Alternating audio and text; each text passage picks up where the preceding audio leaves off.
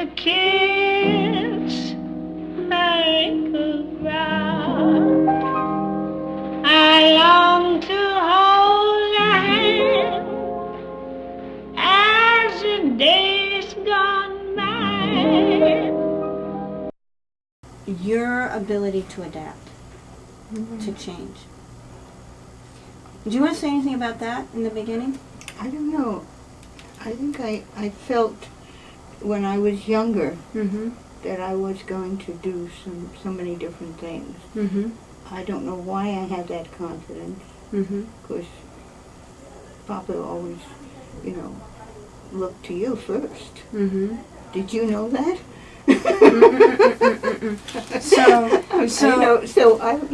It was I think so. The other, so talking about generations, your sister was the oldest, just as I was the oldest. And I think your father kind of thought she was beautiful and wonderful and would take her to places. He did. And you got overlooked a little bit because you were ill. Lot. You had asthma as a child. Yeah. And so possibly you kind of developed your own way of feeling good about you. And you developed that very early and were able to adapt to any situation. Well, I don't know about any, but yeah, it was good. Yeah. I think I knew my father loved me, but he took her all over because I was sickly, I had asthma and all that stuff. And I don't know what it was. I remember when I could talk well, I got up in the morning and I'd say, I feel so good from the tip of my toe to the top of my hair. Where the hell that came from, I have no idea. But I just felt good, and I'm grateful for that. And I think it's, you have it, and then when you have it, you feel good, and that feeling builds up your sense of self. So this to me is remarkable because you've had not an easy life. And I think probably the hardest thing that happened in both of our lives was losing Millie. My younger sister, your daughter. So she died at 35, breast cancer. Left a 4.5-year-old child. Those words that you said as a child. Even during that time, you could appreciate your life. Appreciate life. What did I say? You would be able to say, I love myself from the tip of my toe to the top of my head, and you would love life. You would still love a life that had taken your child away from you. How did you do that? I don't know how, but it was something in me. My desire to live was horrendous. Because as a child, I was sick with asthma, and I had pneumonia in the hospital, and it was always, be careful, you can't do this, be careful, you can't. And so when I could do something, it was hallelujah, and then I thought, well, I can do this, I can do that, and it was a positive feeling of just breathing, because there were times when I couldn't. You're appreciating breathing, and then you lost your daughter. How did you keep breathing? How did you go on? How did you do that? I don't know, Karen.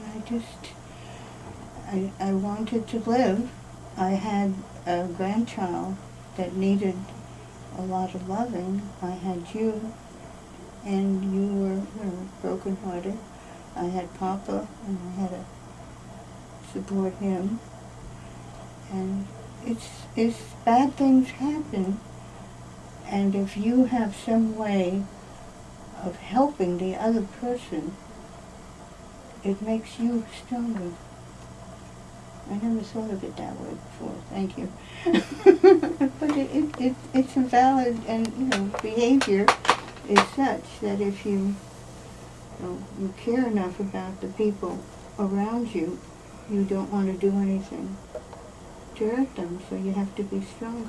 So this gets to something that I really want to talk about that just amazes me. Okay, every time you get into a discussion that's more than superficial about you're adapting to your memory loss.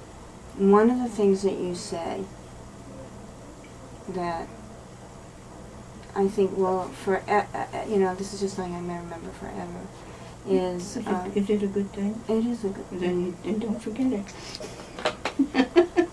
I don't know where this comes from. I don't either. So here's the thing. This is what you say.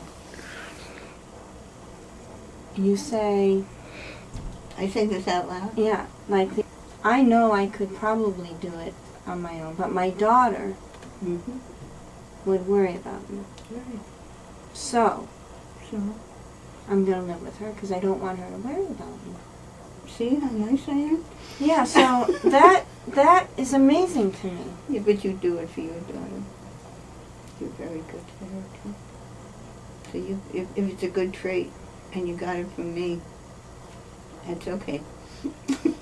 So you really, but I mean, I was thinking, how does someone get to that place where you would give up independence that you think that you, I mean, That to I me, love. yes, yes, but you would give that up because you wouldn't want me to worry about you.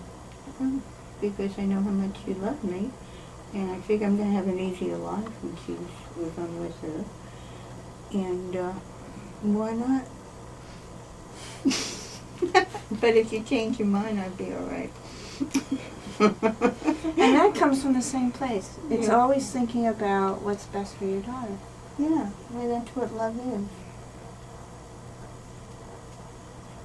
And you really love someone. Everything inside of you, I don't know what the chemistry is, but things change. You feel better, you're happier. So there must be some chemical changes. But I'm too old to learn about that. But I won't remember. So that's really mostly what I wanted to capture on tape, was just this very amazing thing that I think you do, which is very lovely and selfless, and sometimes it's just overwhelming. But you know? it's what people have the capability of doing. Yeah. And it makes you feel very good. But you've always been one who sacrifices.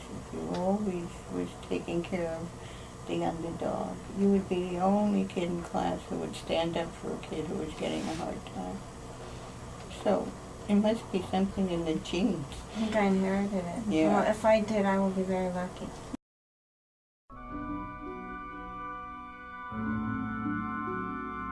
I think you two have such a beautiful relationship to talk about deep, deep stuff.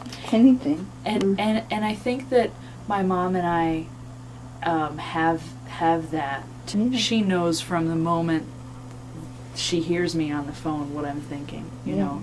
Yeah. And she knows Well, that. that's a wonderful relationship, and Yeah. it's a wonderful love. And if you think more about how she's feeling, then you get even closer, Yeah. and Yeah. vice versa. Yeah.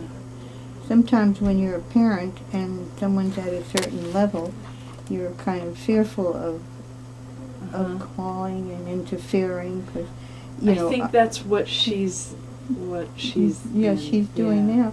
Because I always felt, Karen will call. She'll let me know about things, but I would never call her.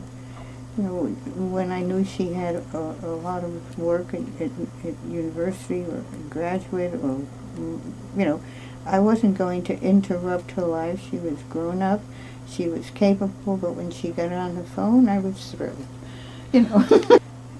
You can't define love, but you feel it. Yeah. I felt so good inside. It was hooray. Period of Mom, time. can you tell her about that picture? Which one? Right This up one? there. The one with the water? Mm-hmm. That picture? Mm-hmm. You wouldn't believe it. That's me in the middle. That is you in the middle. Who are you with? I'm with Karen on the right Mm-hmm. and Elaine. Elaine on the left. He called it the Little Symphony. A little symphony. And what I love best about it, if you look at it, is he's caught us between the eighth notes. It's like such motion.